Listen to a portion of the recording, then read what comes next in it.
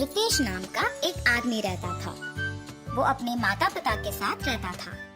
उसके पास व्यापार करने के पैसे तो थे, पर उसे पता नहीं चल रहा था कि कौन सा व्यापार शुरू करे। इसीलिए वो इस विषय में फैसला लेने के लिए अपने पिता के साथ चर्चा करता है। पिताजी, मुझे पता नहीं चल रहा है कि आपके दिए हुए पैसों से मैं कौन सा व्यापार शुरू करूं। अरे, उसमें क्या है, पकौड़ी का व्यापार शुरू करते हैं। पकौड़ी का व्यापार? हाँ बेटा, हमारे गांव में जलेबियों का, समोसे का, अचार का, पापड़ का ऐसे बहुत व्यापार है। तो तुम्हें कुछ अलग व्यापार करना होगा। गांव में जो व्यापार नहीं है, अगर तुम करोगे तो अच्छा लाभ पाने का मौका होगा। सिर्फ सादा पकौड़ी कौन खरीदेगा पिताजी? इसीलिए हम सिर्फ सादा पकौड़ी नहीं बनाएंगे। तो फिर हम सादा पकौड़ी में साथ साथ चिकन पकौड़ी, फिश पकौड़ी, मिर्ची पकौड़ी, आलू पकौड़ी, प्याज के पकौड़ी, अंडे के पकौड़ी जैसे अलग अलग तरह के पकौड़ी बनाएंगे। ऐसे हमारा व्यापार को बहुत लाभ मिलेगा। रितेश को अपने पिताजी के बात सच लगे, परंतु मुझे इतने प्रकार के पकौड़ी बनाना नहीं आता है ना पिताजी। मुझे भी तो बनाना नहीं आता। हम खुद इन सब के विधि बनाएंगे और इसके लिए तुम्हारी माँ भी सहायता करेगी। ऐसे कहकर रितेश के पिताजी रितेश को प्रोत्साहित करते हैं। फैसले के अनुसार पकौड़ी को बनाने के सामग्री रितेश खरीद के रसोई घर में इकट्ठा कर रहा होता है कि उसके पिताजी पके हुए अंडों को 2 हिस्सों में काट रहे होते हैं और रितेश की माँ पकौड़ी के लिए बेसन का मिश्रण तैयार कर रही होती है। बनाए हुए मिश्रण को 6 अलग अलग बर्तन में बराबरी से रितेश की माँ डालती है।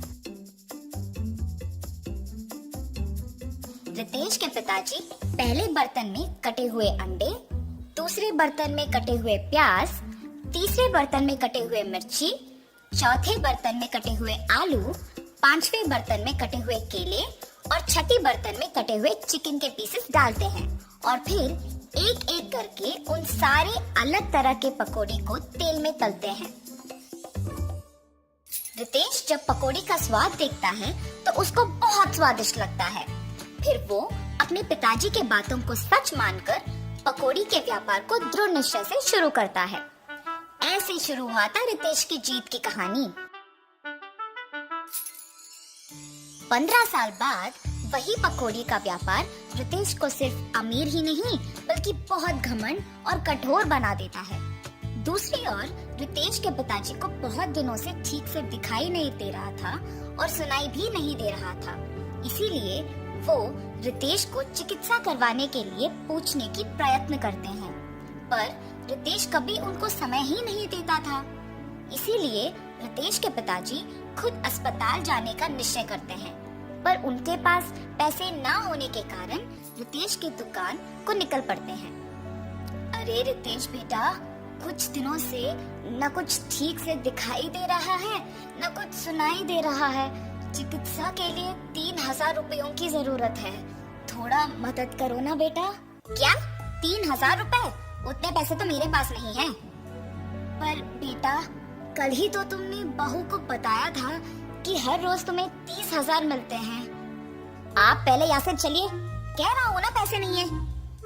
और घर चले जाते हैं। घर पहुँचने के बाद चिकित्सा के पैसे मांगने रितेश के पास गया था, पर उसने ये कहकर भेज दिया कि उसके पास पैसे नहीं है। क्या 3000 के लिए उसने ऐसा कह दिया? व्यापार तो अच्छा चल रहा है ना। शायद उसको हमारा यहाँ रहना पसंद नहीं। बहू ने भी खाना सिर्फ उन दोनों के लिए बनाया है। मैंने हम दोनों के लिए खाना बनाया है। तो फिर यही है, हमारा यहाँ रहना वो दोनों चाहते ही नहीं है। चलो इसी रात को यहाँ से निकलते हैं। ऐसे फैसला करके दोनों उसी रात गांव से निकल जाते हैं। माता पिता के लापता होने पर भी रितेश को चिंता नहीं हुई।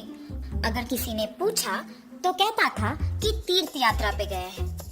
रितेश को पकौड़ी के व्यापार में लाभ ही लाभ आ रहा था।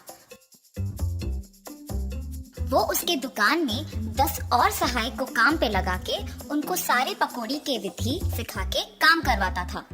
इसके अनुसार उसने पकौड़ी के दाम भी बढ़ा दिया था। मिर्ची पकौड़े 5 रुपए के 10 पीस, प्याज के पकौड़े 8 रुपए के 10 पीस, आलू के पकौड़े 10 रुपए के 10 पीस, अंडे के पकौड़े 15 रुपए के 10 पीस, चिकन के पकौड़े 20 रुपए के 10 पीस और मछली के पकौड़े 25 रुपए के 10 पीस। पकौड़ी का स्वादिष्ट होने पर लोग भी बहुत आते थे, जिसकी वजह से रितेश का दुकान हमेशा भीड़ से भरा और व्यस्त रहता था और दुकान का लाभ भी दुगना हो गया था। रितेश ऐसे ही उसकी संपत्ति बढ़ाने में दिन भर व्यस्त रहता था और उसकी पत्नी भी अपनी समय अपनी सहेलियों के साथ बिताने में और पैसे खर्च करने में व्यस्त रहती थी और उनके बच्चों के साथ भी ज्यादा वक्त नहीं बिताती थी। बच्चों के देखभाल के लिए एक ताई को रख के वो चली जाती थी। रितेश व्यापार और संपत्ति के मोह में पड़कर दोस्तों के साथ वक्त गुजारता था और उसकी पत्नी उसके सहेलियों के साथ वक्त गुजारती थी। इस वजह से उनके बच्चे बहुत लापरवाही से पले पड़े। रितेश अपने बच्चों को अनुशासन से नहीं बड़ा कर पाया और अपनी बीवी को उसके शौक से दूर नहीं रख पाया। अब रितेश के साथ प्यार से 2 बातें करने के लिए भी कोई नहीं था। उस समय में उसको उसके माता पिता की बहुत याद आती है।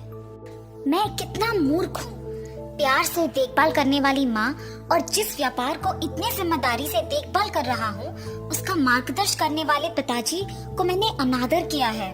न जाने वो कहाँ हैं, क्या कर रहे होंगे। मैं तुरंत उनको ढूंढ के घर वापस लेके आता हूँ। रितेश अपने माता पिता को ढूंढने अपने कार में निकल जाता है। गांव में ढूंढते ढूंढते उसको अपने माता पिता गंदे फटे हुए कपड़ों में नजर आते हैं। ये देख रितेश भाग के उनके पास जाता है और कहता है, आप ऐसे कैसे? ये सब मेरा ही गलती है पिताजी, मुझे माफ कीजिए और कृपया मेरे साथ घर चलिए माँ। रितेश को अपने गलती का एहसास होता है और वो अपने माता पिता के साथ घर वापस आता है। अपनी पत्नी को बोलता है कि आज से जो भी होगा माँ के अनुसार होगा और व्यापार का सारा संपत्ति अपने पिताजी के हाथ कर देता है। रितेश सिर्फ सहायकों का और पकौड़ी के विधि का देखभाल करता है और उसकी पत्नी बच्चों का देखभाल और पढ़ाई का ध्यान रखती है। सुख संपत्ति और परिवार का प्यार पाके सब सदा खुश रहते हैं।